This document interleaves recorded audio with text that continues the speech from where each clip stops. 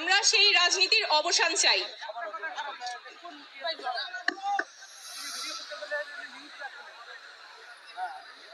আমরা এমন রাজনীতি করতে চাই যেখানে শুধুমাত্র কোনো ব্যক্তি বা পরিবারের স্বার্থ সংরক্ষিত হবে না, রাজনীতি হবে মানুষের পাশে দাঁড়ানো, জনগণের কথা বলা।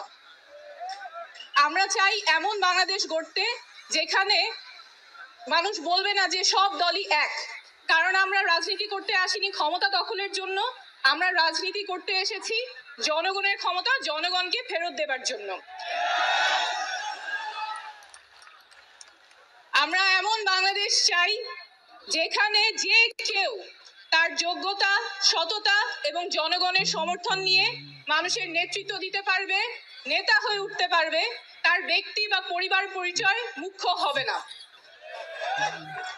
আমরা এমন বাংলাদেশ চাই যেখানে ক্ষমতা শুধুমাত্র কোনো ব্যক্তি বা পরিবারের কুক্ষিগত থাকবে না, ক্ষমতা থাকবে জনগণের হাতে।